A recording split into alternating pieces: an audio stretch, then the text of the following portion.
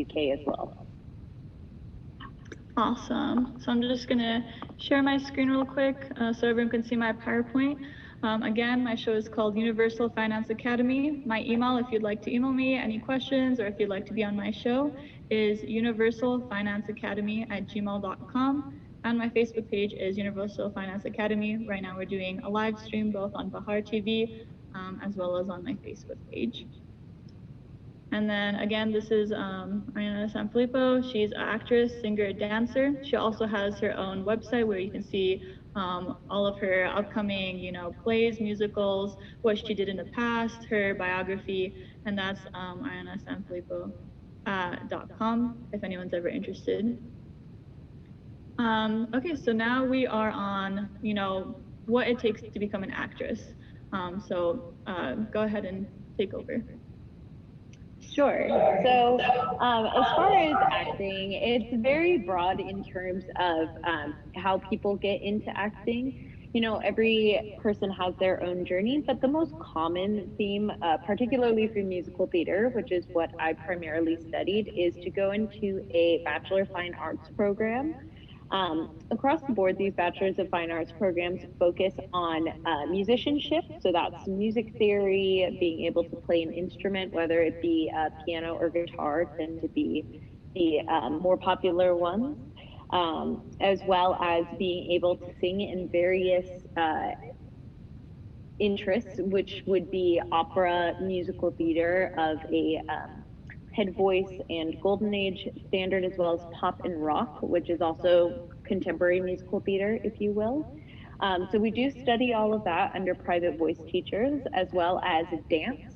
In terms of dance in musical theater, the main emphasis is on ballet, tap dance, jazz, musical theater styles, which tends to be a form of jazz, but kind of involves all the standard parts of dance, as well as acting, of which we need to know classical styles, including Shakespeare, as well as improv, dialects, and comedy.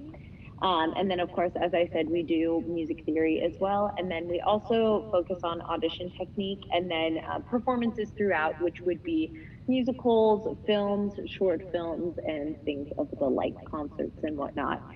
So that's the standard for a BFA. For an MA, just like any master's program, it is a bit more educationally focused in terms of understanding how to analyze and research the specific disciplines. Mine in particular was in analyzing movement, as in dance movement, from a transatlantic lens, because I am American, although I do come from a European background and was studying in Europe at the time. As well as being able to learn how to actually teach musical theater studies in the multiple disciplines. So that's how they differ between a BFA and an MA. And then upon graduation, I did live in London for about a year and a half. And as mentioned previously, I am currently living in Los Angeles, California, and I am a working actress in musical theater, film, and television. Yeah, so that's awesome. Yeah, thank you so much for being on my show today. My purpose is to showcase a lot of different majors so people can see the opportunity both financially and in regards to being able to fulfill their passions throughout their life. So if you would kind of tell me, what got you into acting and theater and music, and then how did you decide to go into that? And, how was your family? Like, did they accept your passions? And, how did your education, how were you fulfilled both educationally, financially, and in regards to your own, personal passions? Sure, of course. So in terms of getting into musical theater, when I was about 6 years old, I was actually first introduced to musical theater through just a school program that I was doing. We had an after-school musical version of the fairy tale Little Red Riding Hood that I was a part of, and I really, really enjoyed it. At that point, I didn't really think of musical theater as kind of a career path as much as I just did something fun. A couple of years later, my dad had cancer, was diagnosed with cancer, and I was a part of an after-school program, which was Shakespeare plays that were in musical form. And that's really where I got hooked on musical theater as an art form.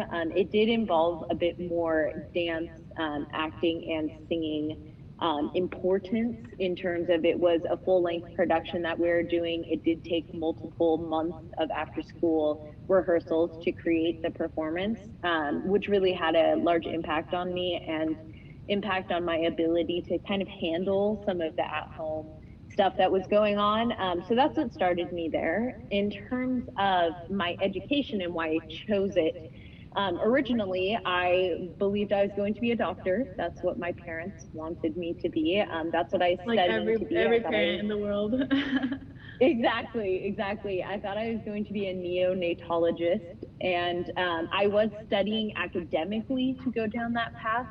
So I was taking all the AP, baccalaureate classes, all of that. And my junior year, one of my very, very good friends who's a bit older than me had applied to musical theater programs. And that's when I recognized that musical theater, Broadway, film and TV could actually be a career that you study as opposed to just something fun you do. So I did a lot of personal research on that, and I presented it to my parents actually in form of a PowerPoint, because my parents are both very educationally driven people, so I knew that they would react to that well. And at first, they were very much against it. They thought, why would you waste your educational pursuits and how hard you've worked? But I thought of it as a way of, acting to begin in acting, you need to be young. And I had my whole life ahead of me. If I wanted to go into medicine, I had my whole educational background to that point that was very firm and solid if I decided to change my mind. So they decided to let me have the opportunity. And so when I actually applied to my BFA, because as we'll see going forward, getting into a BFA program is actually quite intensive, that I did have to apply to other universities for medicine. And if I did get into a BFA program and did end up going that way, it needed to be funded financially in part by the university, or I would have another scholarship for that, as well as focusing on another study. So I actually have a second undergraduate degree in writing and rhetoric studies to fulfill my parents' wishes for that. But that's how I got into it.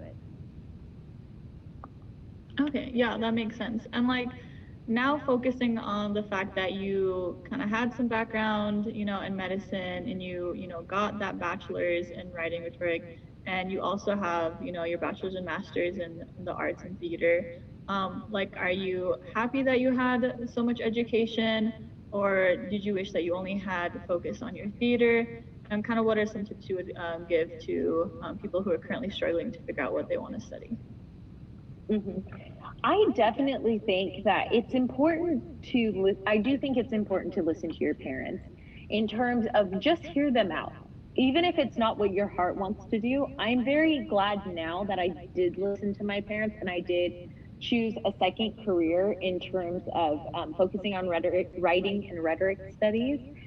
Because in terms of being an actor, at the very beginning, before you have your agent, before you've booked quite a lot of shows or a lot of films, you do have a little bit of a slower start financially. And my background in something else has given me really the financial security to continue pursuing the arts in a way that I'm very grateful that I have. And currently with the pandemic being that musical theater performances can't happen, and in general, most filming has been halted unless you have, a multi-million-dollar project that's backed by really some star power, big celebrity names. I do still have a very solid income. I'm able to support myself, and I'm still very successful from a professional standpoint. So I do think it's important to listen to your parents if they are in the boat that they would like you to pursue something as well as the arts. But I also very firmly believe that if your heart is telling you, I want to study the arts, whatever it may be, visual arts, dance, theater, performance, anything like that, that there's no harm in doing it. There's no harm in applying, because the worst thing that happens is someone says no. And in general, that's the nature of art. Just because someone says no at one point doesn't mean they'll say no forever. And I really do think that there are fundamental things that you learn, like teamwork, team building, being able to stand out on your own and be confident on your own, as well as understanding where you are as a collaborator, being creative, but also being a firm and very honorable listener. All of those are life skills that truly are built in a creative environment like theater. And I think definitely shouldn't be looked down upon, because they are very important to any career that you may go in. Even if you go into medicine, ultimately, you still have to know how to be a team player and how to really be there for your patients. So it genuinely does help and apply to multi-backgrounds. Yeah, that's awesome. You know, having a holistic, you know, diverse background in education is, I think, something that a lot of people don't focus on.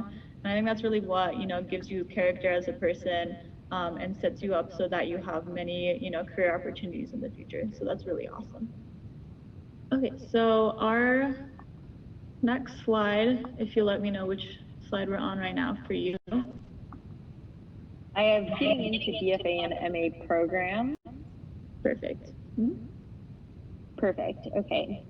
So in terms of getting into a BFA or MA, the distinction there being an undergraduate or a graduate program, truly is twofold. So from a BFA perspective, you do need to have a very strong academic portfolio. You do need to get into the school on an educational basis, so based off of your grades, your letters of recommendation, and the like for any university, at least in the United States. As well as getting in off of an audition. The same goes for an MA, though of course you're looking at letters of recommendation from your professors in your undergraduate, as well as your resume from your undergraduate, and again, of course, your grade point average and how you did rank in your class and in your university. So the academics really do need to be taken seriously, even if you are looking to pursue something artistic. I think there's a very big misunderstanding out there that, oh, artists aren't always academically very intelligent.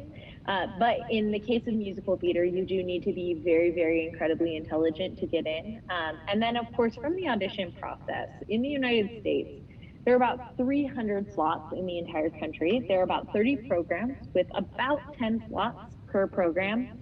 Of course, this does vary. Some programs take about 15, some take a little bit less, but it tends to be 50-50 in terms of male-female makeup. And out of that, you do need to be completely proficient and to show an aptitude for music, musical theater, singing, dancing, and acting across the board. So the standard process for a musical theater undergraduate degree program would be what we call a pre-screen. So that's filming in a location like your home or a dance studio. In general, you're going to do one monologue of your choice that fits your age and kind of your type, who you are, how you are as a character, as well as two contrasting songs from the musical theater canon. And then, of course, most universities will show you a dance combination, about 6 to 8 counts, which roughly is about a minute worth of time of dancing. From there, they expect you to film that and send that in, of course, along with your standard application of essays, your letters of recommendation and whatnot. From there, if they like you, they'll invite you to an in-person audition. And that's where we have what's called the National Unified Audition. Those happen in 3 cities across the United States. We have Los Angeles, Chicago, and then New York City.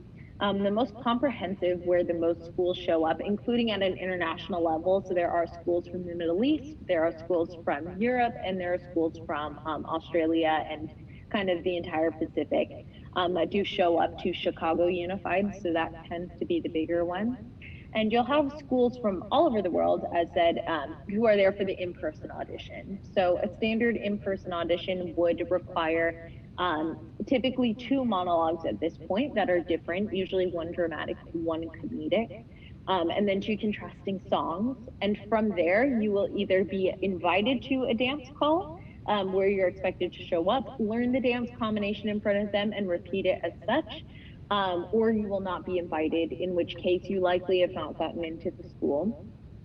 So in terms of all of that information and the fact that there are very few programs available, out of the schools that were offered, I ended up narrowing it down to 18. I actually applied to 22 schools. So my other schools, the other 4, were strictly for academics. And then I did apply to, of course, all 18 of those schools academically. Out of the 22 schools, I got into 21 of them academically. The only one I did not get into was UC Davis. However, in California, when you are accepted to one UC school, you're typically not accepted into the other. So I was accepted to UCLA as opposed to UC Davis. Again, both of those were academic. And then I was accepted to 6 out of the 18 schools that I applied to for musical theater, which is actually quite high, believe it or not. Most people will get into about 1 or 2 if they're lucky out of the number that they apply to. And that was for my undergraduate. And then for my master's program, since I had already gone to a musical theater program, I knew that there are very few things that I really wanted to hone on. For me, I wanted to do something a bit more academic, and I wanted to apply a full season of professional work as well as more teaching experience if I would prefer to do teaching in the future. So I applied to 6 master's programs. They were all in the United Kingdom, between Scotland, Wales, England, and Northern Ireland. I ended up getting into 5 out of the 6. The only one I did not get into was a school in Northern Ireland, and I ended up settling for my BFA on University of Utah in Salt Lake City, and then for my master's degree, Royal Conservatoire of Scotland in, of course, Scotland. Yeah, so that's, really impressive. It takes a lot of, determination, hard work. I just had to ask, did you have to develop your dancing and singing and acting skills ahead of time before you got into your bachelor's degree? I mean, how did you do so? Did you have to pay a lot of money for that? Did you, were there programs within the master's or the bachelor's program that allowed you to get those skills? Or how did you obtain those skills? Yeah, that's a great question. So in terms of musical theater, there is an expectation that you do have a background in all the disciplines. Now, of course, there are always those people who are just brilliantly talented who don't have a whole lot of background. For me, I took private voice lessons, which were very kindly funded by my parents, from the age of 15 until 18, which is when I applied. And then, of course, within my programs, there were private voice lessons that were offered as part of the coursework. But I've always been a natural singer. I've been singing since I was, since I could talk, truly. And it was always something I very much enjoyed. I would say singing is my first passion. In terms of the musical sense of actually being able to perform an instrument, understand music theory, I've been playing piano since I was 7 years old. Not every musical theater program requires you to be compulsory in music. You do have to know music theory, but in terms of playing an instrument, that does vary. But I had that skill for quite a while. And in terms of dance, it was something that I did quite often throughout school as a hobby. But I truly started studying dance from a more intense perspective around 15. And that was done through a dance studio in my city that I grew up in. And I personally funded that through my, my part-time job that I had. So because I was funding it myself and I was under the age of 18, I actually got a grant through the dance academy in my town. So I was paying the equivalent of what was about 50% off each class in particular. And then in terms of acting, I actually never had a formal acting class until I was enrolled in my program. Again, acting for me was something that always came quite naturally. Certainly I was not, perfect at it by any means, but I didn't find very many acting classes that I felt were of interest while I was still of elementary up to high school age, as well as not really having truly the time to do it between AP classes, dance classes, performing in musicals after school. There really was something that had to go. So for me, it was acting. In general, a lot of people will go to summer programs around the world. I know in Australia, it's very popular to go to kind of like a summer theater camp. In Europe, it's very popular to have it as part of terms at your school that you go to just throughout year round. In the United States, it's really kind of an after school activity that most people will do. It's not super widely popular in school, but there are summer camps that are available. They just tend to be quite costly. We're looking at about $7,500 to $10,000 for about 6 weeks of camp during the summertime, which for my family was not something financially viable. So I did not do that. But those are kind of the basic skills that I built up to go to these programs. Yeah, so that sounds, you know, again, a lot of work, a lot of determination. I guess we can now kind of go, you talked a lot about the cost that you had to, you know, the time cost, you know, you had to try and get financing for lessons ahead of time in your high school, when you were in high school.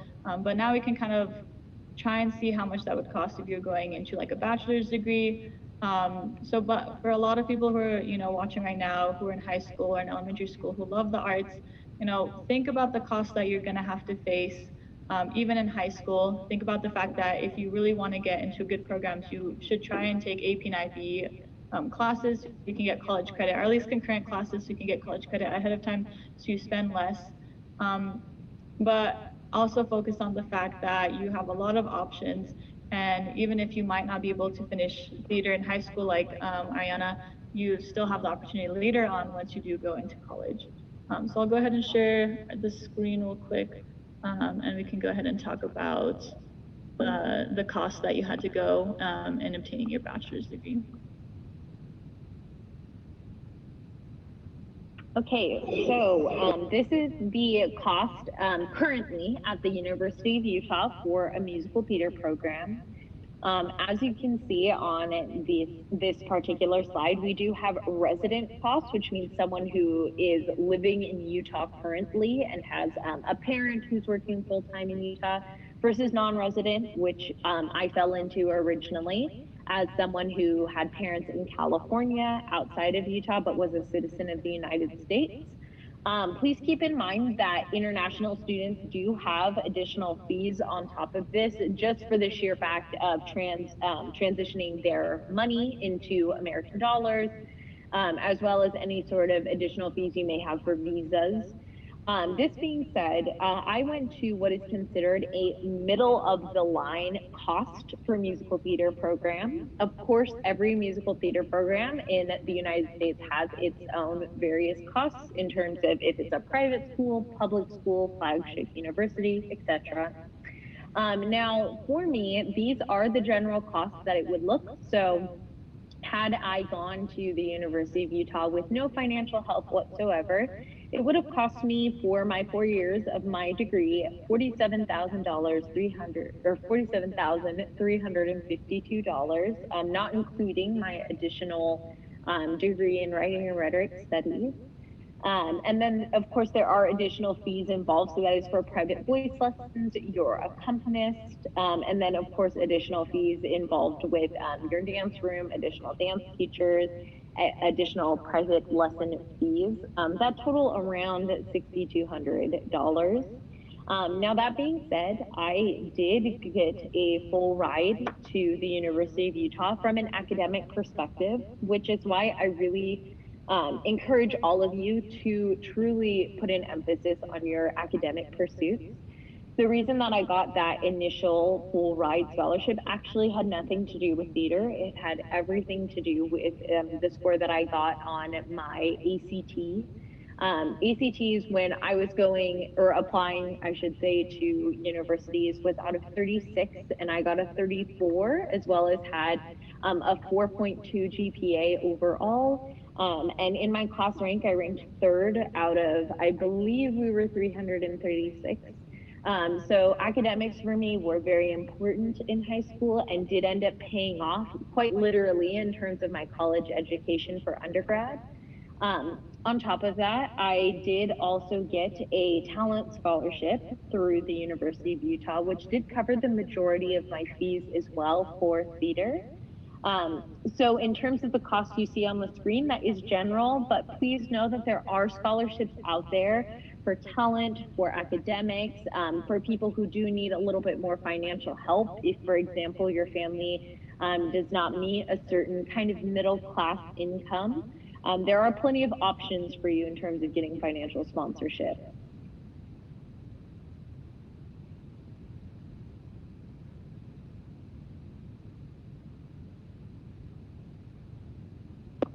There we go.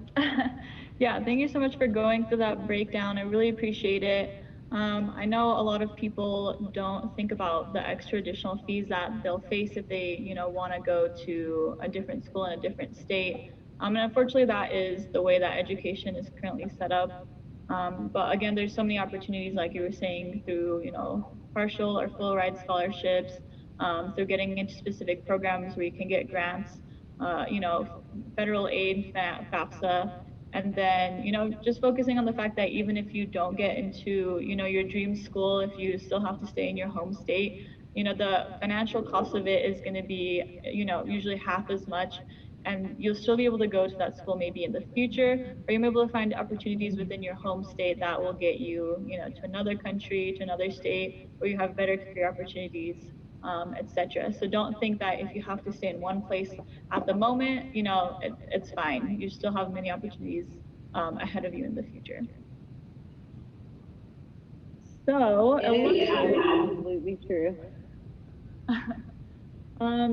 So I kind of wanted you to go into a breakdown in regards to, just beyond school, beyond tuition, what does it take to get into theater? What do you, beyond like your lessons, what do you have to buy to be professional, to, to show that you are there, you're well groomed, you have all of the technological capabilities, etc. That shows that you are, a professional and that you're willing to work hard and spend money to, get where you need to be, basically.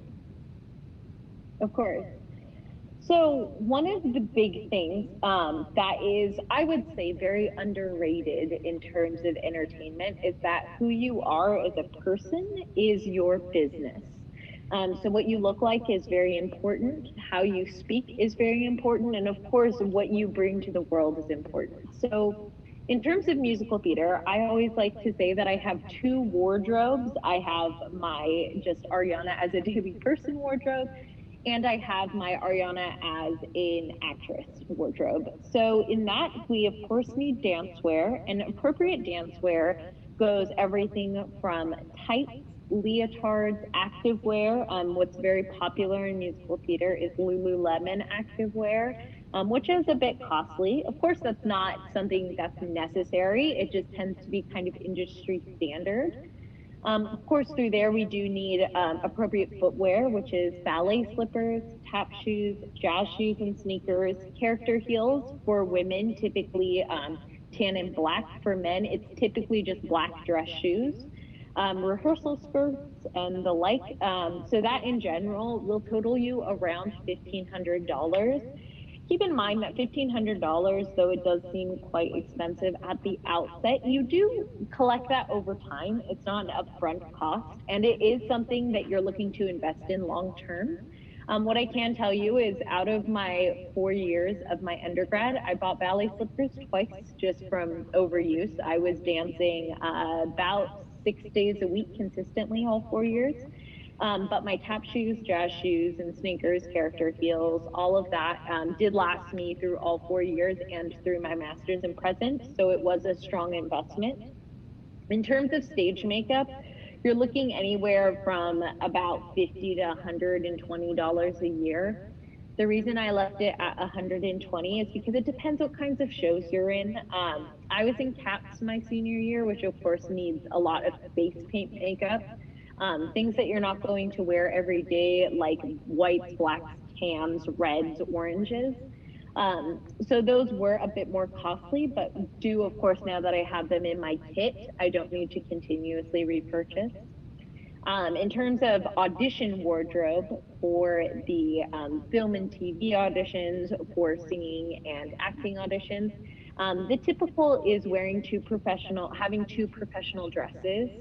Typically, they're going to be solid color. I have two that are actually in blue because that tends to be a color that looks good on me and makes me stand out. And then having one skirt and one blouse as a woman and one set of dress pants is very important, because we want to make sure that we can dress professionally for the character that we're going for. Not every character that you'll go up for will be a dress or skirt kind of character, but in general, that tends to be industry standard. I put $250 for that because it's not important that you buy top of the line dresses for that. I had plenty of friends who bought that at more budget stores. For example, on the West Coast, we have Marshalls, Ross, which are stores that carry higher end clothing, but at a more affordable price. But that being said, some people do choose to purchase top of the line clothing for that, since it is more of an occasion outfit. So that can range a bit higher. In terms of regular grooming, that's very important. Again, because of what you look like is your brand. For men, they are getting regular haircuts. Some men keep their facial hair, others remove it. In the case of hair color, haircut, threading, making sure that you have proper makeup at all times. I did maintain my hair being a light blonde all the way throughout the time. Now, as you can see, I have a darker blonde, light brown hair color. This is currently for a role that I'm in. And that is something that does, of course, cost upkeep. For me, in general, it was around $450 a year because my hair is naturally around this color that it is right now. So to maintain light blonde, I was getting my hair done about 4 times a year. And then, of course, regular grooming, just in general, everything that you'll need will total a little bit more. We also need headshots in musical theater. Now, for me, I was very lucky. My mom does photography on the side. So for me, headshots were essentially no cost because we were able to take them on our own. But most of my friends, the general industry standard that they needed to take headshots, which truly you only need to update as your look changes. So for me now, with darker hair than what I typically have, I do need a new set of headshots. Those will range about $300. And you do need those for all 4 years of school. And then, of course, and finally, something very important, particularly now for musical theater and film and television artists, is the capability to create your own self-tapes. That is done with, of course, a laptop, editing, filming, microphone capabilities, ring lights, and the like. That is about $2,500 of upkeep. Again, that tends to be more of a one-time cost. As time goes, of course, you will need to update your laptops and whatnot, but overall, that's not a cost that will be reoccurring. So there are a significant amount of additional costs needed for this career path. But if you would like to think of it in terms of any sort of professional job that you would have would require regular grooming, most jobs do require laptop editing capability, and most career paths as well would require a professional wardrobe. You are looking at the standard of what it would cost to be about a business student as well. Yeah, I really appreciate that. I'd like to go a little bit more into, in regards to the actual apparel as well as the technology that you need to use for your program. So what would you give like tips or recommendations for, students who, maybe in like a lower socioeconomic background, they want to dress professional, but maybe they might not have the money to go to Lululemon or to go to more of the higher end places. Like, where would you suggest they start in getting the bare minimum basics? And then how do you think, especially with technology, it's so expensive, like, do you have any specific brands that you think are really great? Or are there ways that you can be more cost efficient depending on your kind of financial background that you might have? Of course, that's a very valid question. So In terms of wardrobe, first and foremost, personally, I am not a top of the line kind of shopper in general. I do tend to lean towards more budget friendly stores. H&M has a brilliant line of clothing that can work for auditions, no problem. And if you do shop based on season, I tend to find that the more professional wear, if you will, tends to go on sale around springtime. Typically, autumn and winter collections tend to be a bit more professional, a bit more jewel tone, which works for most people.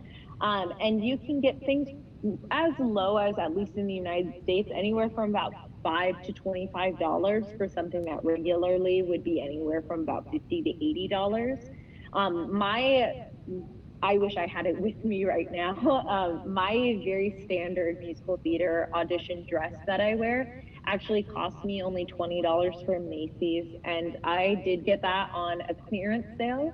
What I highly, highly recommend is searching at companies like ASOS that are online.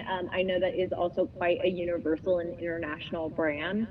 And you can flag on that website, particularly things that you like the look of, and it will email you when they go on sale in your region. That is something that can truly help.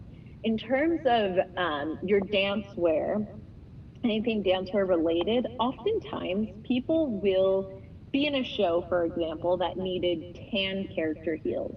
But maybe dance isn't really what they're good at or where their strength is. And so after they finish that show, they really have no need for them. They'll sell those shoes secondhand with barely any wear for them, anywhere from around about $10 to $30 for them, just depending on, of course, the brand, the length of wear, etc. Facebook Marketplace is very helpful for that, as well as if you are a Facebook user or Instagram user. On Instagram, searching hashtags under actor, actress, dancer, things of that like, you'll be able to find people who do have things for sale. And then same on Facebook Marketplace, if you search a dance wear or any sort of, character heels, tap shoes, anything like that, they'll pop up for a more affordable price. In terms of venue and being able to make self-tapes and whatnot, I strongly recommend just looking for blank walls, either in your home or if you do have a school that has a school theater, just trying to work around times that it doesn't have a class in it. I know after school is a very popular time where people aren't necessarily using their theaters or using, say, that space, and you can very easily grab a corner of it for free that you can perform in. iPhones work incredibly well for self-taping. It's actually what I use for all of my self-tapes. And it does create a really great performance value. So if you have a smartphone, that is all you need. You don't need any sort of special equipment beyond that. You could even have a friend just hold it still for you if you can't afford something like a ring light. That being said, on Amazon, there are ring lights that range anywhere from about $40 US up to 1,000 plus.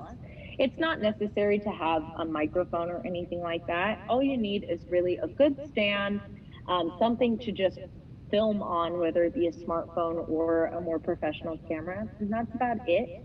Laptops don't need to be top of the line. You don't need a MacBook Pro to be able to do any of this stuff. You don't need an iPad. You could have even, right now I have my work computer here, for example, which I believe is it's a ThinkPad.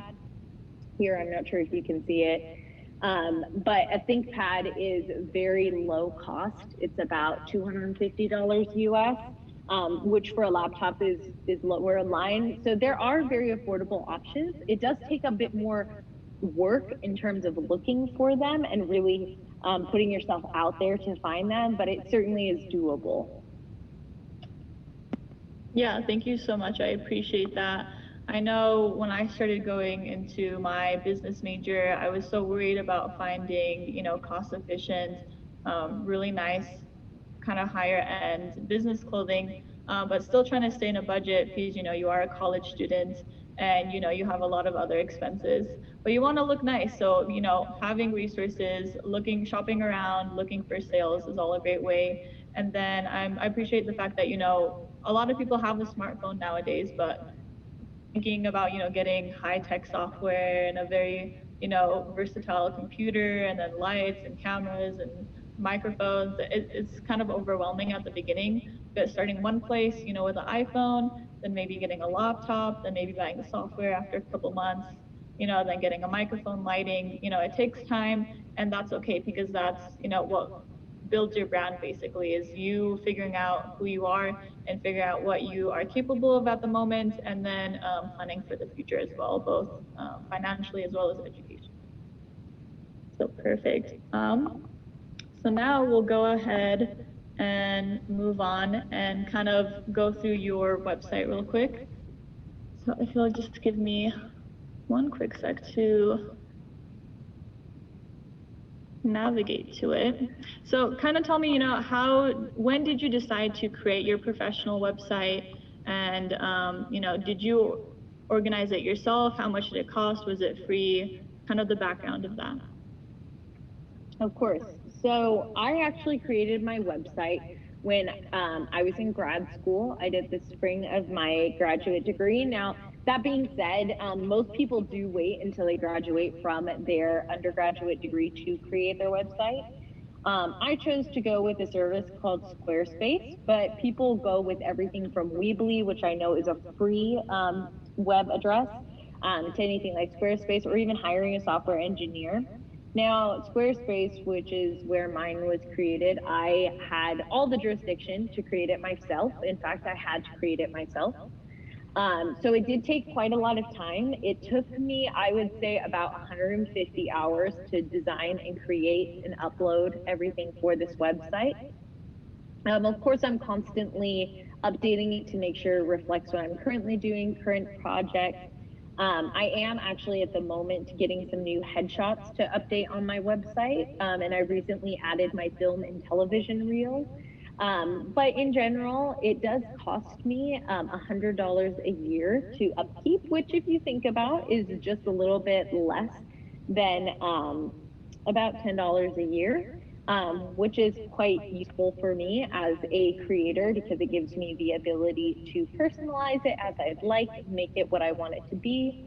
It looks quite clean and professional, in my personal opinion, and I do own the rights to my URL. So should I ever in the future be of a high profile status, celebrity status, anything like that, someone couldn't buy arianasanfilippo.com as a domain name, because I do own it. And that's something that I find to be quite helpful. One of the familiar stars, at least in the United States, is Zac Afron. He did not own his own personal URL, and it was actually bought out from him when he rose to fame in High School Musical. So kind of in light of that, it's very important to own yourself as a business, because again, as an entertainer, your person is your business. So that's what I've created here. Yeah, that's surprising. I actually did not know about Zac Efron like that. So I'm really happy that you took the steps ahead of time to make sure that you kept your brand for yourself. How much did it cost to obtain that URL? So my URL is in part with my yearly cost. So the $100 is actually broken down. So I do believe the exact cost is $12 a year for the actual URL ownership, and then $88 to actually keep my website running through Squarespace. And of course, that cost is broken down between Squarespace owning it and running it, and you being allowed to use their software. And then, of course, allowing you to up your own content on it and to add content on it. There's no sort of gigabyte or megabyte on Squarespace, like rooftop, so you can continue to add content as you please. That breakdown is not something that's shown in the direct cost breakdown, but I do know, based off of Squarespace's terms and conditions, that is something you are able to do.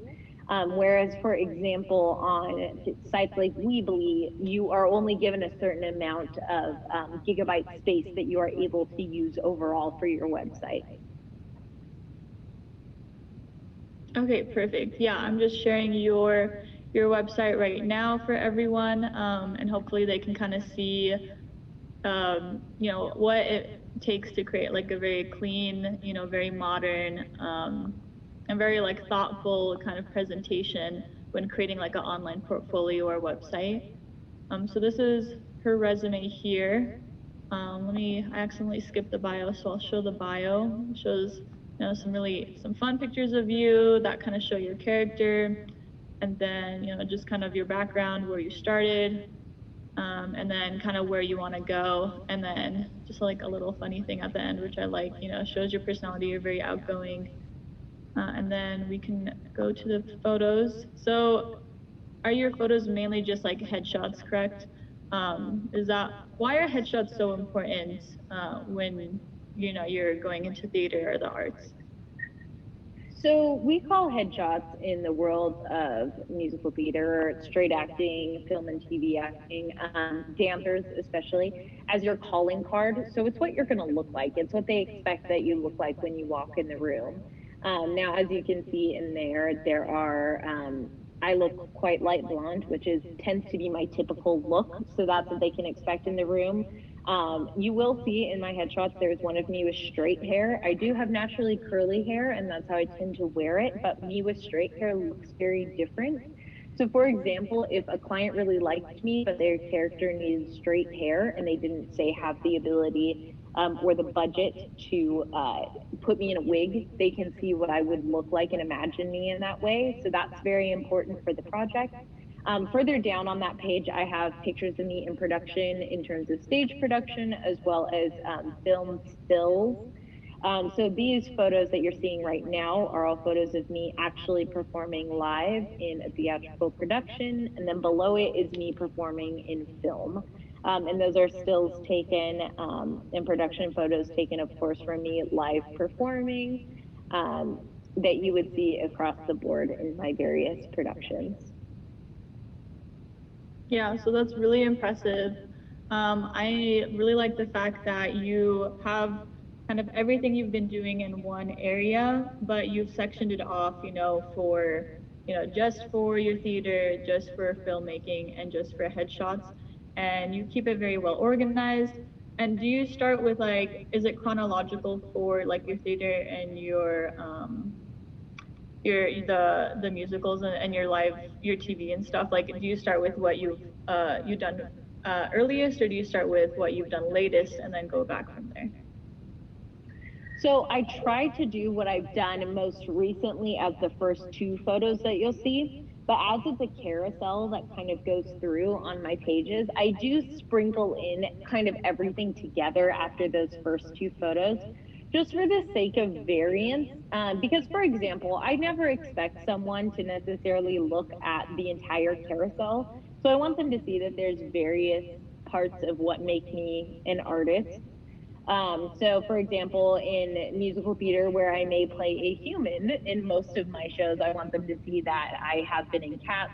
For musical theater lovers, that also would mean I'm quite a proficient dancer, which is very helpful for people to know, as well as being a proficient singer, which we'll see more in the media pages. So I try to vary it so that if someone were to look at it for, say, 20 seconds, they'd be able to see somewhat of a range.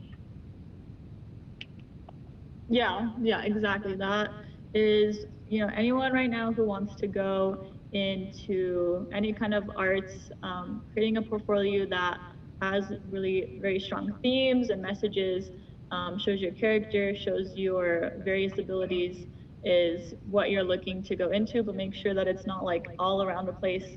Keep it professional, keep it simple, and keep it, if you were the one judging yourself, make sure that you would be, I guess the starstruck by it, right? If you saw yourself, you'd be like, this is the person I want in my play. This is the person who, has the talent, has the professional attitude, and has a lot of experience and background. So yeah. So we'll keep kind of showing the other half of the portfolio. Give me 1 second. Okay, so we'll click on media, and then, so I remember you said your voice reel is, the very first voice reel, that's of you singing. Is that correct? Or is that of you acting? Correct. Okay. Correct. So those are voice bites of me singing. Okay. So let's go ahead and do that first voice reel, and then later on we can come back and look at some of the other stuff you have. Let's see. This is on YouTube. Do you post everything on YouTube like ahead of time, or is this like, do you post things after you've created something for like a show? So usually I'll create something and I'll upload it to my personal YouTube page as unlisted. That way, since of course I'm not the composer of all of these pieces, it won't be taken away or muted from Facebook, but that way I can also publish it on something like Actors Access, which is like, or Spotlight, like you see right there, as well as my website, so that casting directors and agents can actually look at it directly. Yeah, so how do you make sure that your videos aren't taken down on YouTube? Because obviously, you haven't started making your own content yet. So what are like the practices people can take ahead of time to make sure that they can post things legitimately without getting, in trouble for copyright or anything else? So I'm a big proponent of, if you can afford to pay the creators for their music, do it. Just a little short addendum. One of the songs that you'll hear in here is not a super popular song. It's at the very end, actually. And I emailed the composer directly and asked, I said, for my voice reel, I'd really like to use this song. Unfortunately, I don't have the sheet music for it, so I can't have a pianist play it for me. Would it be okay for you if I could use it? And instead of charging me any sort of monetary fee that he could have for it, he actually emailed it to me free, because he was happy that someone was interested in his music. So I strongly recommend reaching out to people, because in the case of that, if I were just singing that particular song, he would have been okay with me posting it all over YouTube, even though I didn't write it. In the case that you can't, which most of us can't, always upload everything unlisted, because then YouTube can't actually see it. And even if YouTube could, with unlisted, only the people with the link can see it. So the reason we can see it on my website is because I posted that specific link in there and saved it. My website is a universal website, so in theory, YouTube could find it and take it down. But the likelihood of that happening is very, very small. So I do recommend using YouTube as a platform, because it keeps you from having to store that huge file of video on your specific website or web page and have to pay for that. But it keeps you protected as an artist, because, for example, if someone came across my website and saw that I was using their music without asking, they could very easily message me through my website and say, hey, please take that down, or hey, please edit that out. And I could very easily do that. Whereas on YouTube, they wouldn't say anything to me at all, and it would just be silent. So. Right. Yeah. That was something I didn't know about.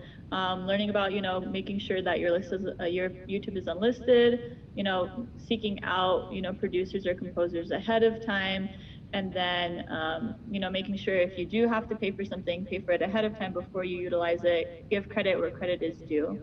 So that's really important. So I'll go ahead and play your reel real quick, and we can take kind of a quick break while we listen to that.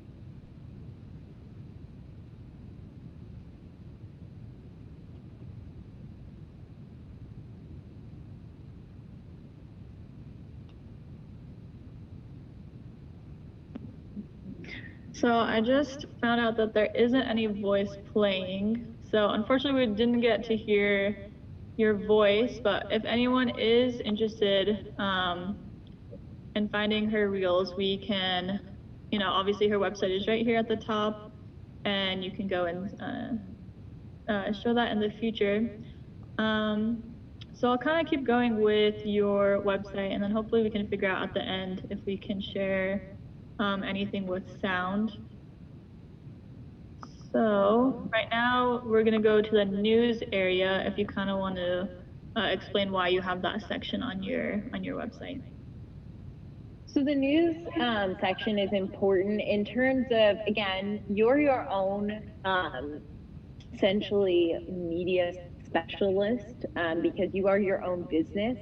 And in the news section, it's very easy to put little updates, and then you can, of course, post those links to your social medias, whether you have TikTok, Instagram, Facebook, anything like that.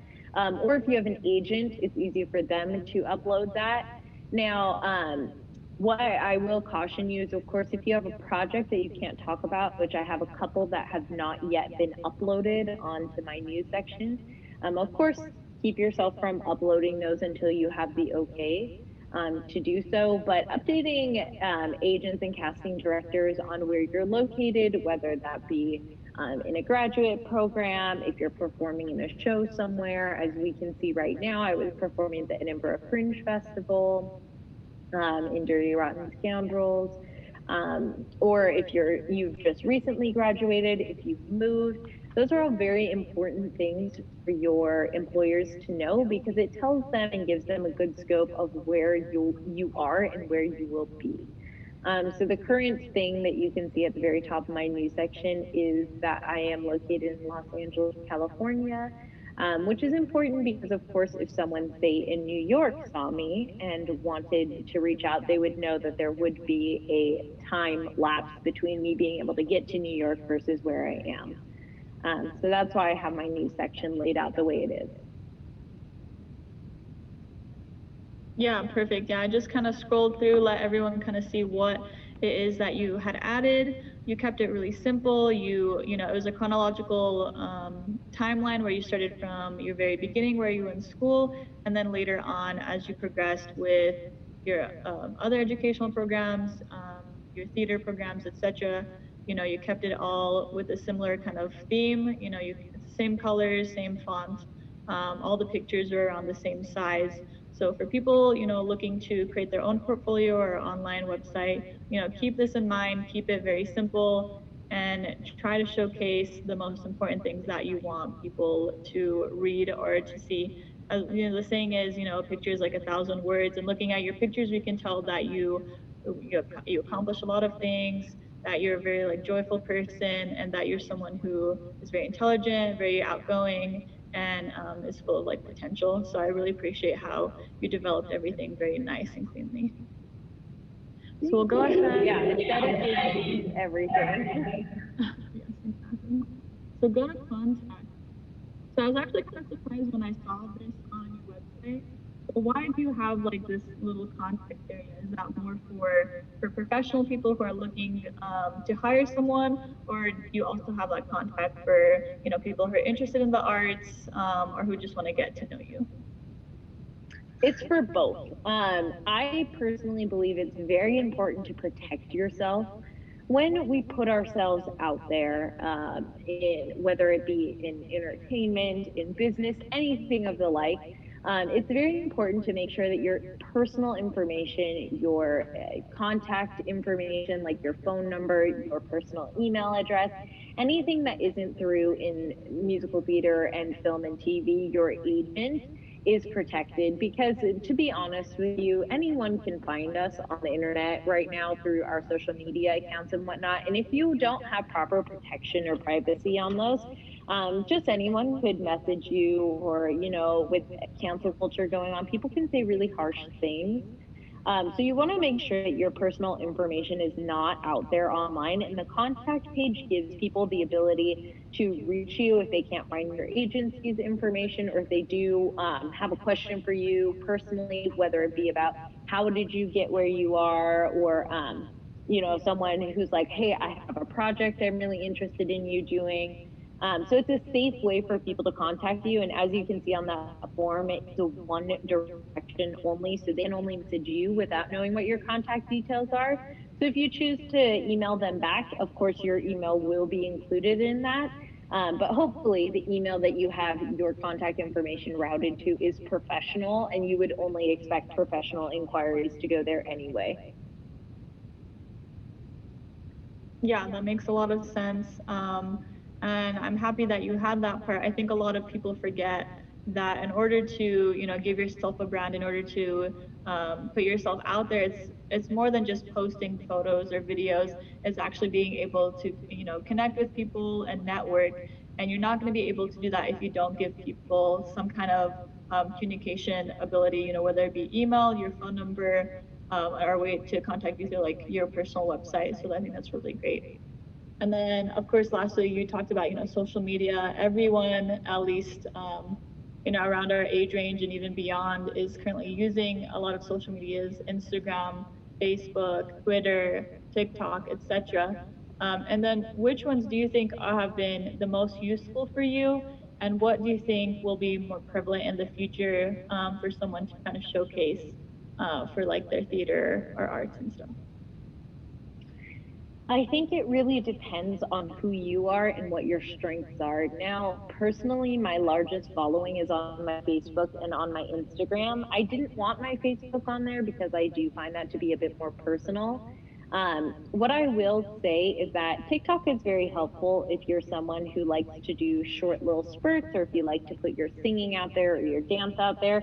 I find TikTok to be incredibly fun, but I don't find it to be my best I would say, example of who I am. Now, what I will also caution you with is, remember, everything that you put out there as an artist is your brand. So you want to make sure that it is appropriate and that it does represent you. If there's anything that you're ashamed of, that you don't want out there in the world, that you're concerned about, you should not put it on your social medias, because your friends, family, future employers. I have had casting directors tell me that they do look at your social media accounts and will make judgments on if they want to hire you or not based off of what they see.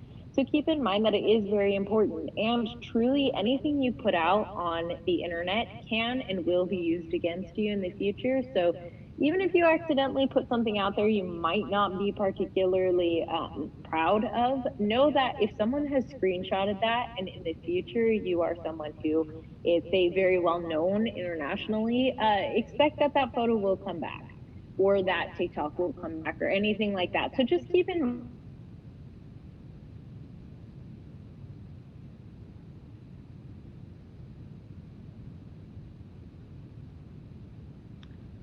So while we're waiting for Ariana to come back, I will go ahead and start sharing the next part of our screen, our PowerPoint for today. And thank you so much, viewers, for joining us. I really appreciate the time that you've taken, and I hope this is a really helpful and resourceful lesson today in figuring out whether, the arts or theater is something that you would potentially want to major in the future. So obviously, Ariana talked about the fact that her parents wanted her to go into a career that was, easier, more justifiable. There was a lot of, there's a lot of kind of stereotypical ideas on what it takes to become someone who is into, someone who is more in, science or engineering or math. It takes more skills and it takes more intellect. You get paid more, etc. But in reality, there's so much that is available to a person, and we need to remember that entertainment is one of the biggest mass producers or industries within the world.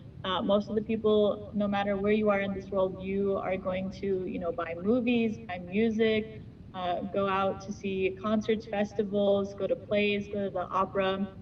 These are ways for you to enjoy yourself, but these are also ways that people are able to get a career that is useful for them, and that they are able to financially, keep up with cost of living, but also do something that they're passionate about.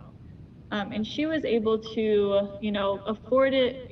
Her parents, said they want her to get into something more stable, so they helped her with her writing and rhetoric degree. But she decided to also go and pursue that bachelor's in arts as well. And she was able to get the President's Scholarship. So the President's Scholarship is for 4 years. It basically covered her tuition, part of her housing. She also got the Emma Eccles Theater Scholarship, which was also for 4 years, and that covered about $1,000 per semester. So it helped cover part of her fees, right? And then we need to remember that, of course, the government can also help you. So we have FAFSA here, which allowed her to get about $8,000 for 1 year of fees, and she was able to then go and study abroad as well. So the total cost for that bachelor's in fine arts, including scholarships, was $8,000. So she had to take out like an $8,000 loan, and $12,000 extra expenses, audition fees, application fees, flights, that didn't come from her scholarships. So it's important to realize that even if you get a lot of scholarships, even if you do get like a 4-year full scholarship, sometimes that doesn't mean that you're going to be able to cover everything. You need to think of additional costs, especially if you're going to be going out of state or studying abroad. And I really want to talk about studying abroad because I think it's a really great opportunity if you can afford it and if you get scholarships for it. But at the same time, if you are unable to, considering right now with COVID, it's not that big of a deal. Stay healthy, stay safe, and enjoy what educational opportunities you have at the moment. And then in the future, you'll still have the opportunity, hopefully, inshallah, to go to another country and study. And even if you don't get to study, you can still work in other countries, and you can always vacation and travel. And remember that the most important thing is that you are able to get the most value you can out of your educational degree, not how much you're spending into it. Because just because you're spending a lot of money into something doesn't mean you're getting the same amount of value back. So just be aware of that. And so then she also decided to get her master's in musical theater, and that was a 12-month program. And it looks like she's back, so I'll let her take over. Hi, sorry everyone.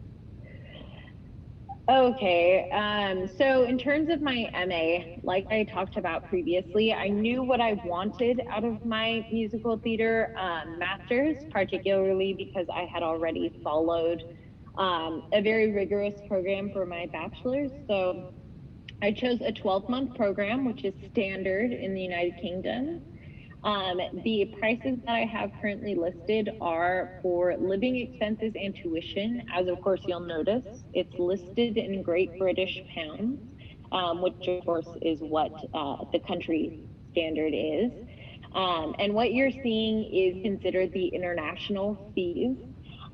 So then I have the addendum. Keep in mind, I am an EU citizen, as I said. However, because I was living in the United States for 3 years previously for my undergraduate in Utah, I did have to pay the foreign fees. I could not pay my EU fees.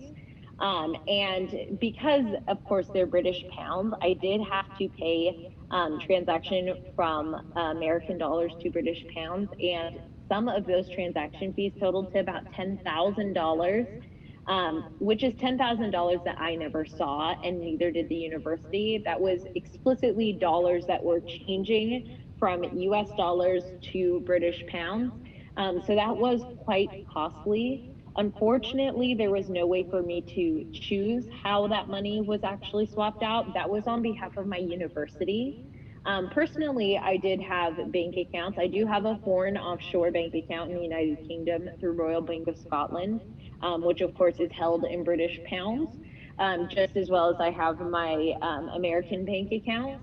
Now, through both my American and my personal Great British Pound accounts, I do have no foreign transaction fees. So if I would have had my loan payments paid directly to me, I could have actually exchanged those to British pounds by myself. Unfortunately, my university did not give me that option, and that's where those additional $10,000 in loan payments did come out. So keep that in mind. if you are looking to study in a place that does have a different currency than the one that you have, I personally would ask if your university that you're going to, your conservatory, does allow you to get your own payments and exchange those on their own. I know in Australia and the majority of the European Union countries, they do allow loans to be dispersed out officially to that student to be exchanged, whereas in the United States to other countries, the loan does go directly to the university.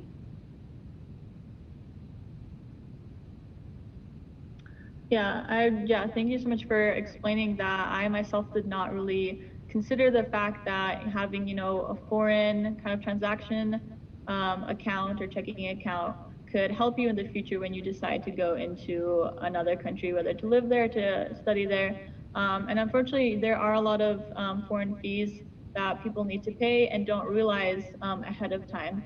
So if you do want to go study abroad, make sure to think about these fees. Think about ways you could go around it if your school program can help you not pay those fees, or if you can find ways by getting some kind of financial account to stop those fees from occurring.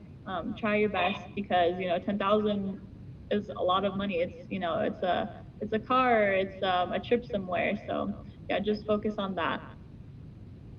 So let's see. So I know you wanted to go more into just beyond the tuition, other costs that occurred, miscellaneous costs, traveling costs, etc.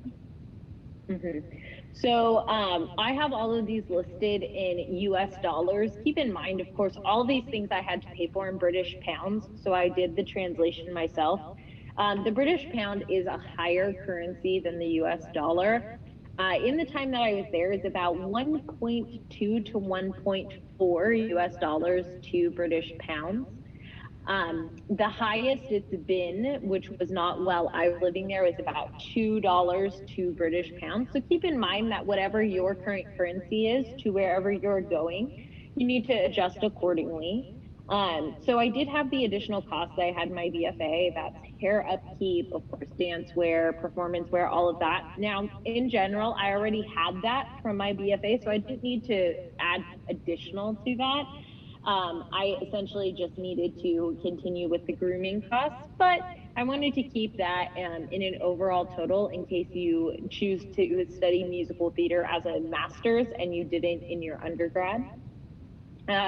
In my degree course, even though we were studying in Glasgow, Scotland, and had a showcase in London, we did also have a New York City performance trip, which of course is very helpful in terms of Broadway. But that was an additional cost to us. It cost about $2,500 to go on that, because we did have to pay our own housing for that, as well as our own, of course, food, meals, flights.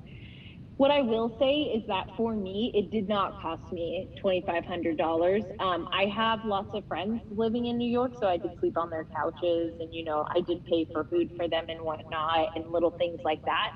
But in total, I had a much less expensive cost than they had. I also was shopping very early on for flight deals from Glasgow to New York. There aren't many inexpensive flights, but from London to Glasgow, there are inexpensive flights, and from London to New York, there are inexpensive flights. So keep in mind that even if the location that you're in doesn't have super inexpensive flights, that there are other places, typically big city to big city, will have very cost affordable flights.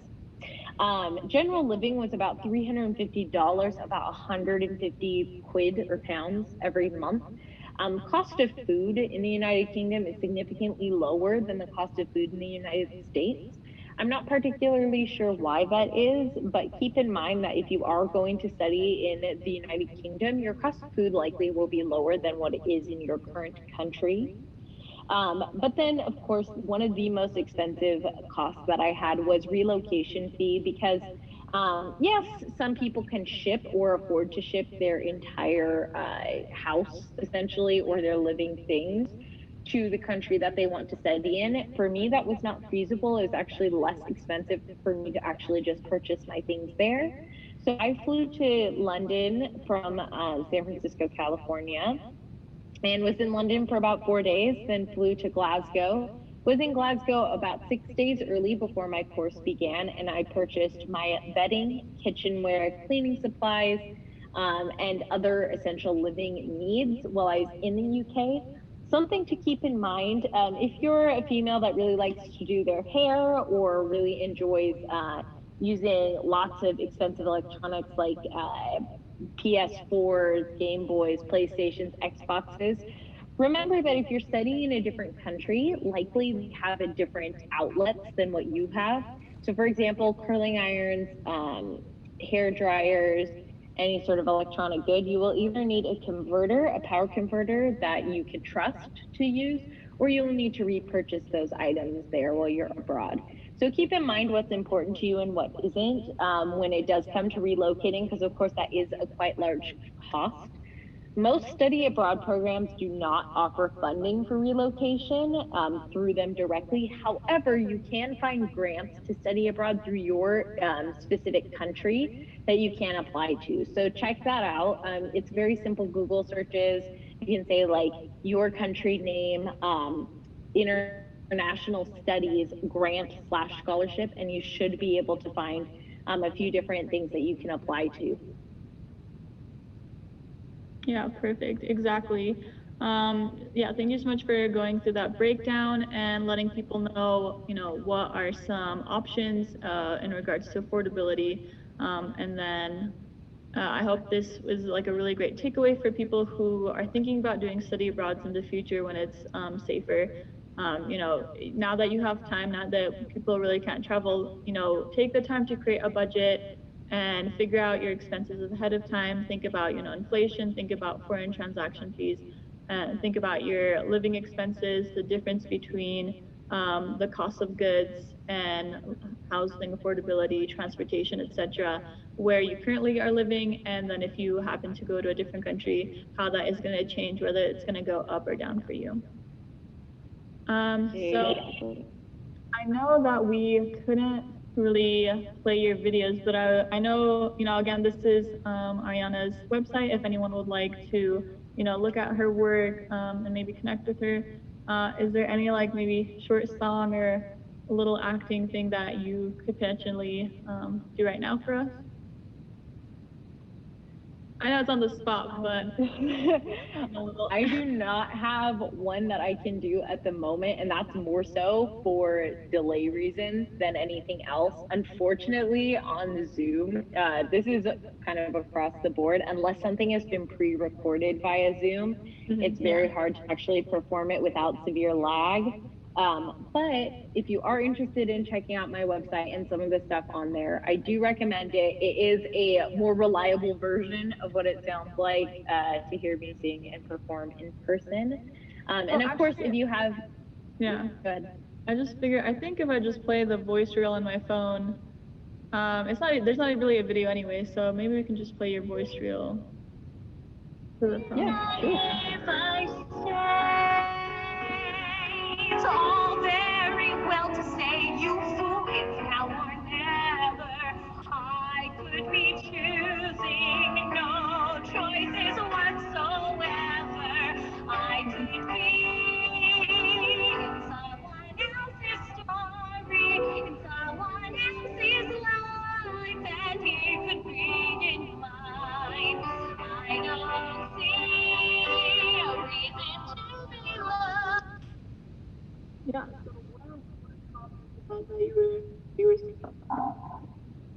So that song is called Someone Else's Story. It's from a musical called Chess, which came out in the 80s. It's actually written by the same people who wrote Mamma Mia, which is their more popular musical, if you will.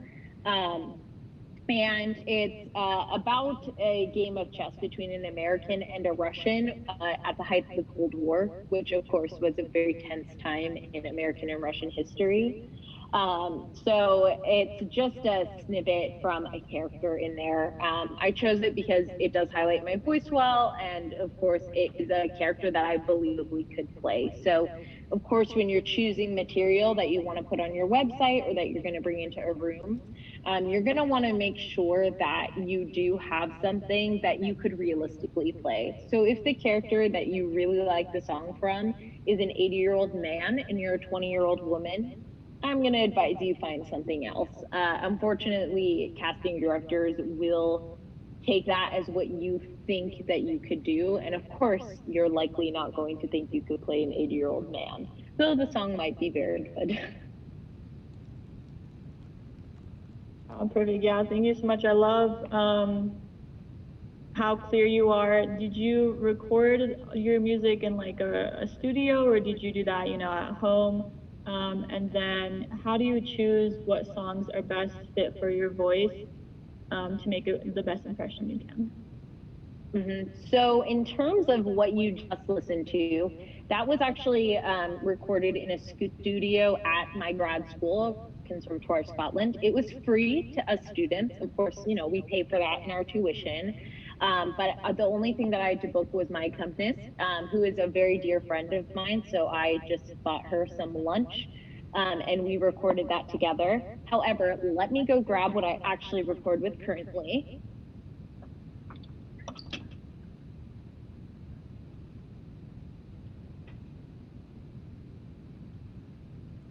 So all of my SoundCloud and anything else that you see is actually recorded with this little device. It's called the Snowball. You can find it at Best Buy, any sort of retailer near you, and I believe it is listed on Amazon. This was gifted to me, but I believe it runs anywhere from about $50 to $80. And it has a little USB port, so you can plug it into any sort of device you have. They're even as sophisticated as they have things that will plug in to iPhones. They're converters to use this, so you can even record on, for example, the notes section, the voice note section of your iPhone for a more budget and cost efficient item. And this makes a very clear sound. Like I said, if you listen to any of my SoundCloud, you'll be able to hear what it would sound like to record with one of these. So you can make voice reels with these. In terms of choosing material, this is something that does take time and takes a little more skill. Now, your voice teachers will help you find these things, as well as your acting teachers, your audition technique teachers. In general, when you're first starting out, what you're just going to want to look for is people who are your age, characters that are your age. Once you look at characters who are your age, you're going to want to look at things you can easily sing. So you never want to sing outside of your comfort zone. If you can't sing it not warmed up, you shouldn't have it in your audition material. I'm a singer who can sing incredibly high, so I do have in my voice reel clips of me singing very high in an operatic style and me singing very high in a more of a pop rock style. That being said, if you're someone who doesn't sing very well very high, but you can sing very low, then choose songs where you can sing very low. Ultimately, you want to show off your best self. So if your best self is the middle of the ground, sing middle of the ground. Because what you don't want to do is go, oh, I can sing this on my best day, and walk in and try and sing something on your best day. I'm not sure if we'll be able to hear it, but I have an example of what I can sing on my best day that I wouldn't bring into an audition. But if I were, for example, hired to sing this role 8 times a week, I could do. I'll move to the very end of the clip. Let's see if you can.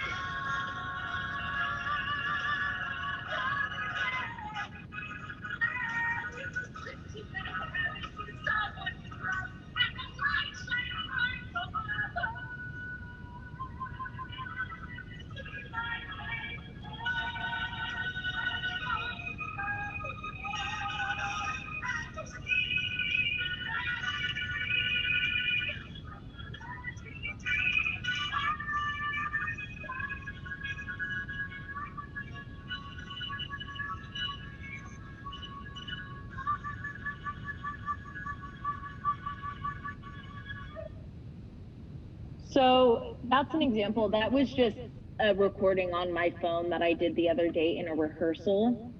Now, that's a song that is incredibly high and very difficult to sing from a technical perspective.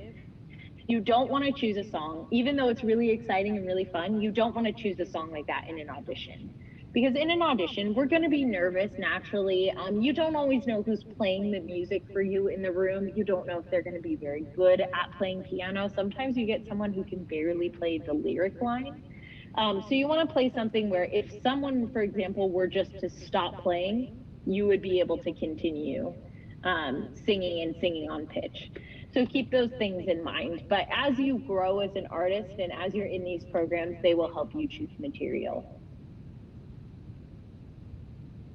Yeah, that's really great advice. I never really thought about the fact that, what a best day, like that concept, when I think of artists or performers, I always expect them to be on their best day. But in reality, when you're going from show to show, audition to audition, you need to pick something simple that works really well with your voice, that's suited for you, that maybe most people are familiar with, so that you can give them a sense of your capabilities, and then show them later on how talented you are in other ways without, kind of overwhelming yourself at the very start. So that's a really great way of thinking of things. And I know that after scholarships, you also had to think about like loans. Sometimes with programs, you either financially, personally, you can't cover everything, as well as scholarships. So, beyond just scholarships and your personal finances, how did your student loans work within your current situation for your schooling? So I did get, as I have written here, a musical theater scholarship. I had 3 terms out of the 12-month program that totaled 15,000 Great British pounds, which was excellent.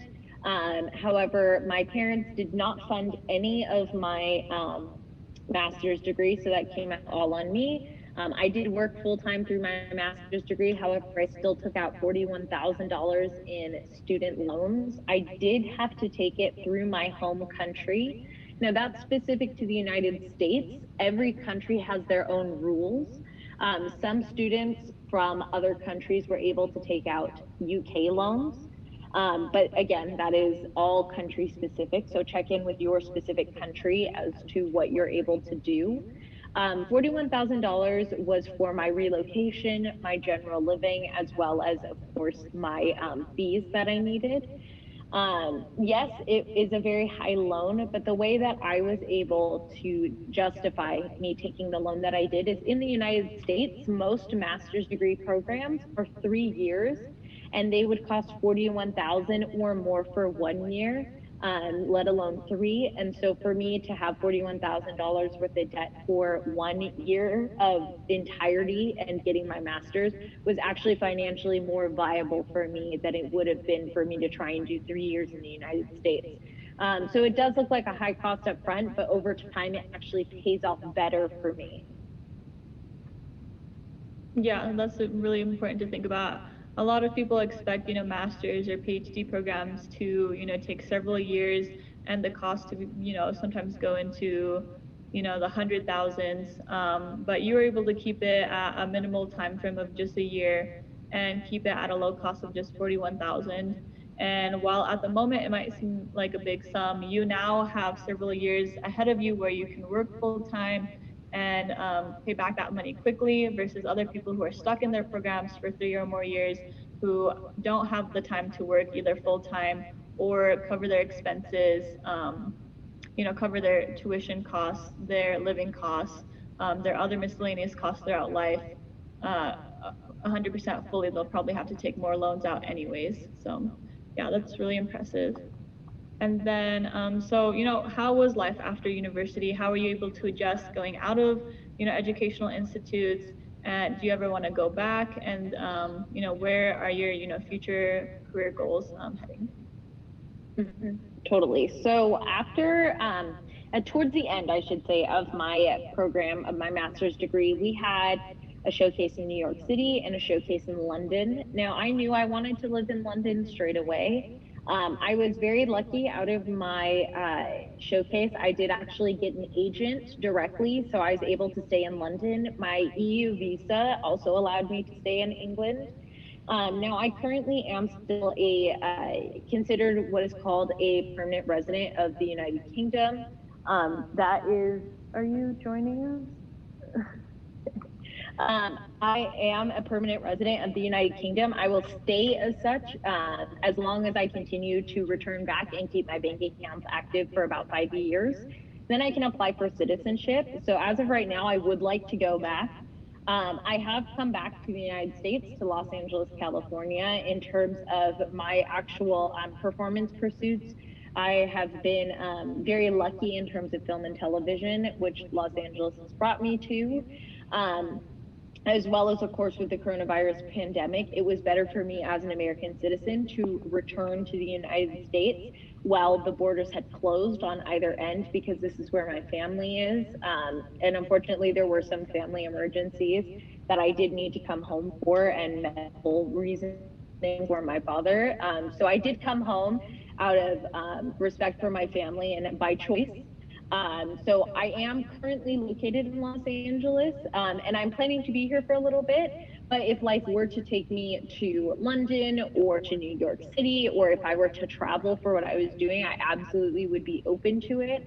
But at the moment, with the shutdowns for COVID, likely I won't be able to travel until probably mid-2021 when things begin to open again. Yeah, I really respect the decisions you had to face. You know, there were a lot of things happening, especially this year for people, and making those hard choices and figuring out what are your main responsibilities are all that, you know, come first in regards to your everyday living, you know, your livelihood. So I hope a lot of other people realize that, you know, you have a lot of time ahead of you. Don't rush into things. And just because you really want to do something right now doesn't mean you have to, especially with, you know, everything that's going on. Try to be safe, you know, try to be there for your family, for your friends, and take care of yourself as well.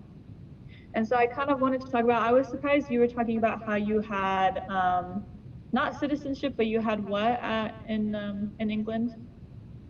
So I have citizenship in the EU, and that lended itself very easily to me being able to go to the UK without a visa at all. And this is pre-Brexit.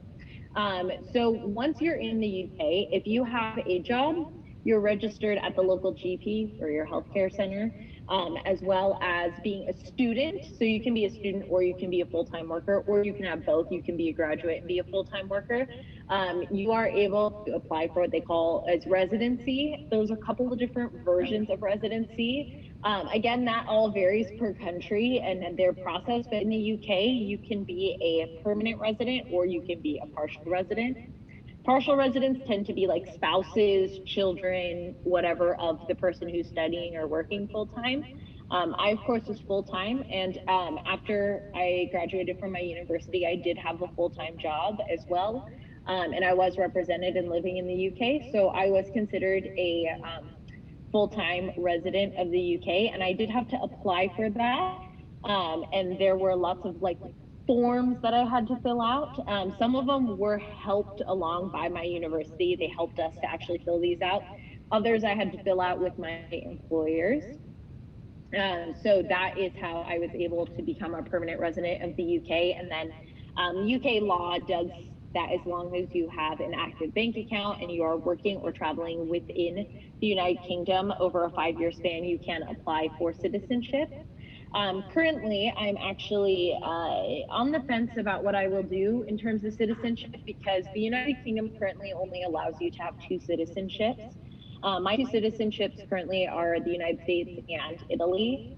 I likely will not take a UK citizenship in exchange for my Italian or American citizenship, because the EU does allow greater and broader opportunity across more countries.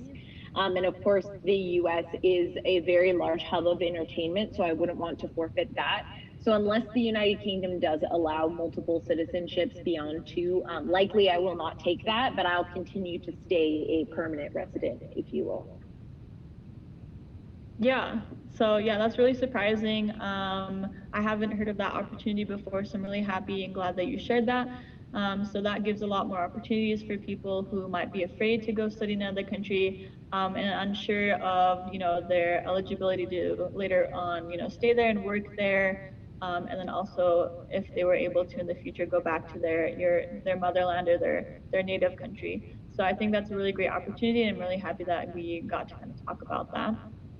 I don't know, kind of, finalizing, you wanted to kind of talk about, what it is in regards to your daily life, especially nowadays with your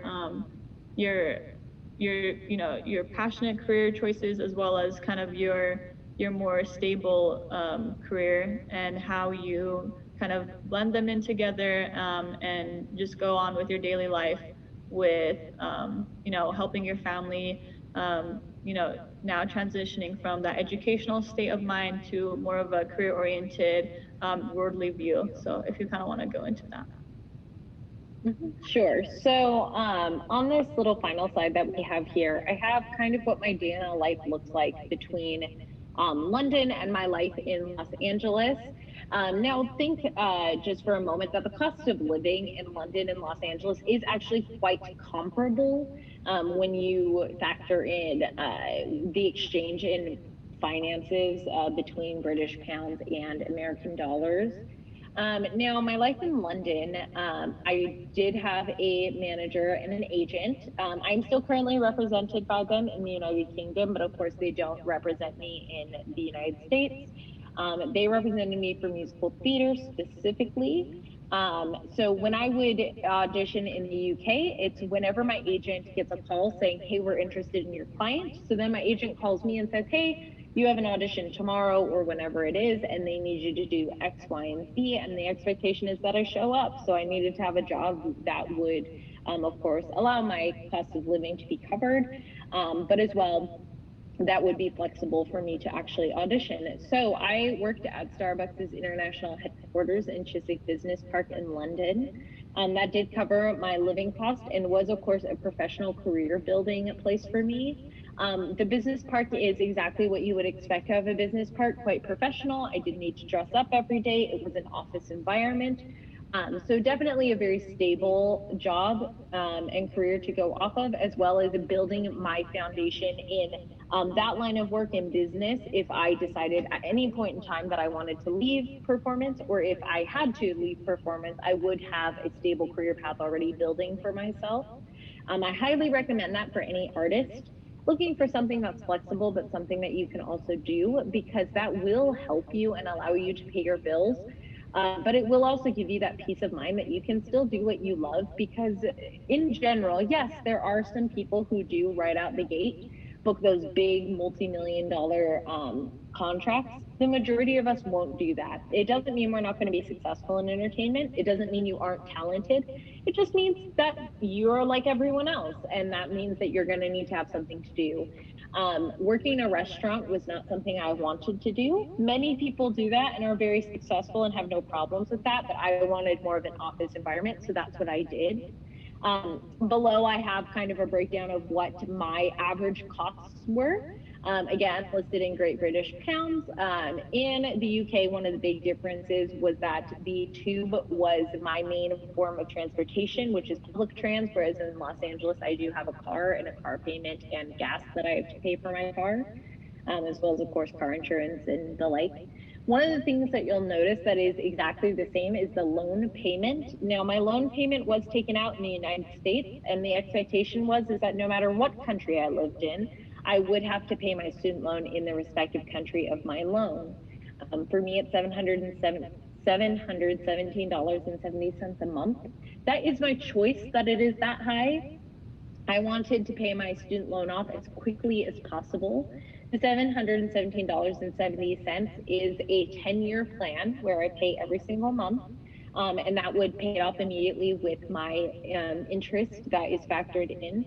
That being said, back in April of this year, April of 2020, I still had an expected 9 years left on my loan, but because of deferred interest payments, because of coronavirus, I actually have paid my loan down to 6 years at this point in time, within a 2-year period. So I know it's tough, but when you have a loan, everyone's going to have a loan at some point, whether it's for a house or for education, for whatever reason. Think to yourself what the payment of that is. I have office jobs that have allowed me to sustain myself because of my master's degree and other educational pursuits. and I am paying it off in a time that a lot of people are unfortunately unemployed, at least in this country.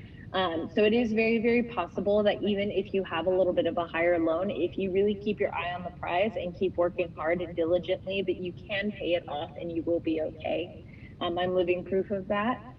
Again, in terms of musical theater or performance in general, financial freedom is your freedom and is your ticket to auditioning more. So the more that I'm able to work with a stable job and build my savings and build my credit and pay off my loans, the better my life will be. I currently live in Los Angeles, as I said, which I've been living in since January 2020. So in Los Angeles, I actually am not represented yet by an agency. Originally, when I moved before COVID hit, I was shopping around for agencies and applying to agencies. Unfortunately, COVID hit and the entire entertainment industry, especially in this country, has been stopped. There are not really auditions happening. Theatrical events can't happen because of how many people are needed in a space with an audience. Film crews are very limited. So agencies are not currently taking talent, but in the future, I'll be able to apply and be represented. I'm currently looking to be represented in film, TV, and musical theater, which will be quite attractive to agents because it means that one agent can put me up for many jobs and that I'm actually have reputable ability in those jobs. If you do visit my website, you'll see my film reel of me in shorts on film and TV. Just like you can see me dancing, singing, acting, that do show that I have an educational background in that. I currently work at a company called Happiest Baby. Originally, I was hired to be an international business consultant for them. I was going to travel across Europe and the Middle East and negotiate and make sure that our baby products from the United States were useful in those countries and were approved in those countries. For example, in all of Europe, fire retardant is necessary in a baby mattress, whereas it is illegal in the Middle East and in the United States. So of course we have to make sure that we're manufacturing those mattresses specifically for the UK and EU, whereas we're specifically manufacturing baby wear for the US and Middle East. That's a little bit different. However, because travel is down, I do mostly Zoom meetings and I'm helping out the customer care team in the interim. So I am currently employed with a normal office job at the moment. We are working from home, but that's how I afford to live as an actor as well as build my career in a more stable office environment.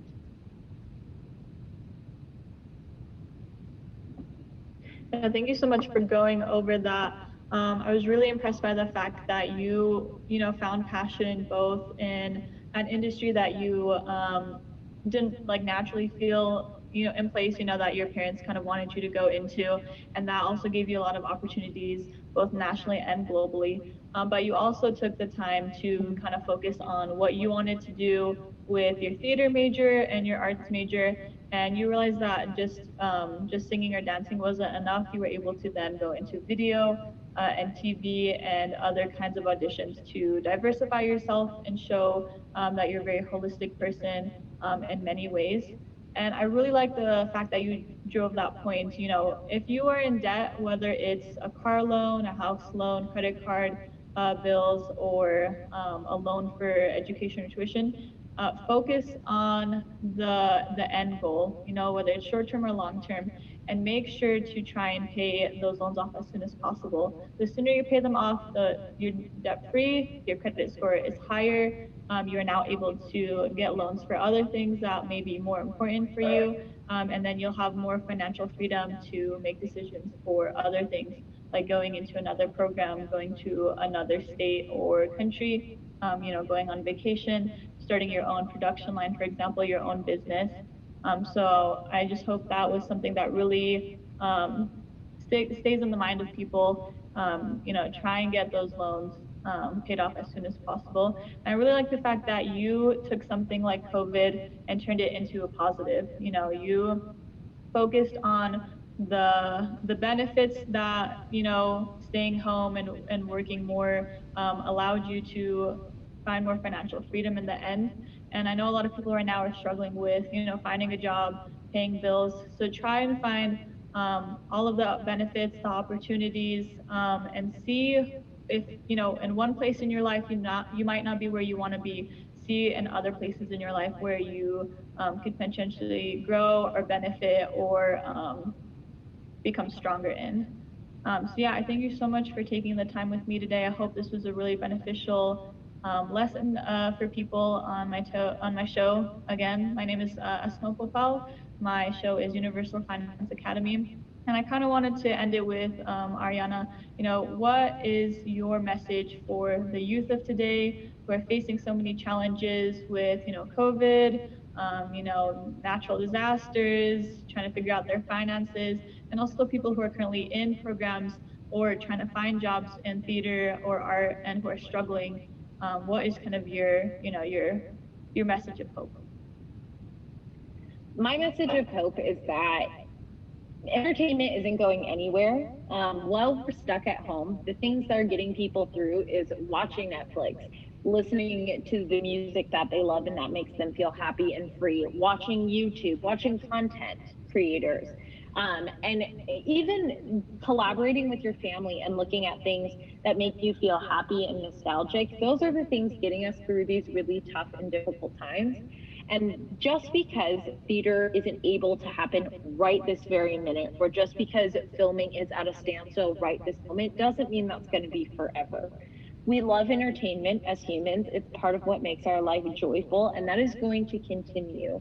I think take this time, even if you're in the middle of a program right now and you're really scared, like, what am I going to have to do? If you're looking to go into this and your parents are saying there's no jobs in this right now, okay, take it, listen, let it sink in, and then know, okay, you're right. It's not happening right now, but that doesn't mean next year. That doesn't mean 2 years from now, 3 years from now, 4 years from now when I graduate and I am working.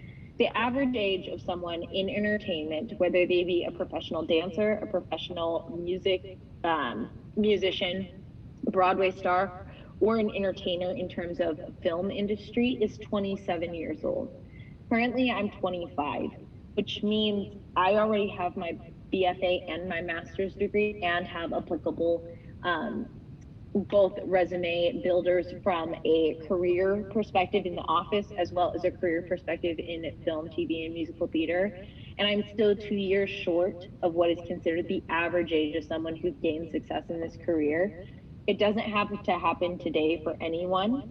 But what you can do is look at all the things that you're good at. Again, remember, actors, entertainers are good at team building. They're good at being confident. They're usually good speakers. All of those things are applicable to any job that you could possibly have. So if you can't do entertainment right now, look at what other jobs might be interesting to you. Teaching is a really big one for people. Teachers are well needed and will always be needed. Look in that, see if that's something that's interesting to you. If you like an office, look at office jobs that you can do from home at the moment that are a bit more flexible.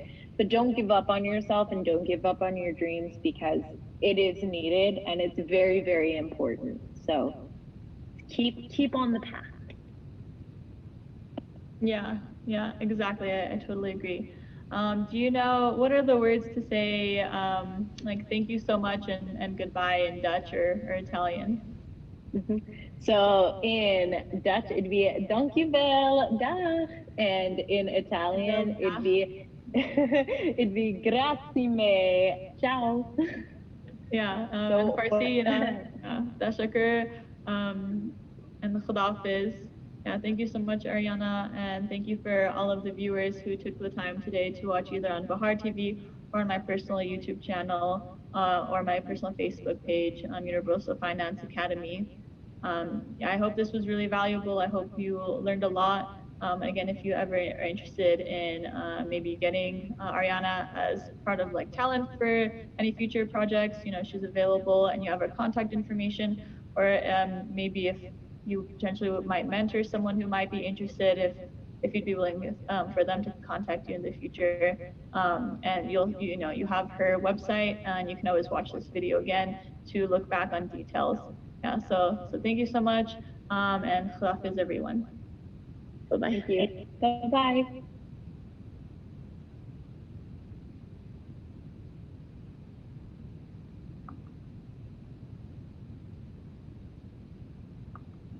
Okay. I think that was like 2 hours. I don't know if she's still there. No. The top was the night. Is he still there? No, he left, so it's off. Does he Think.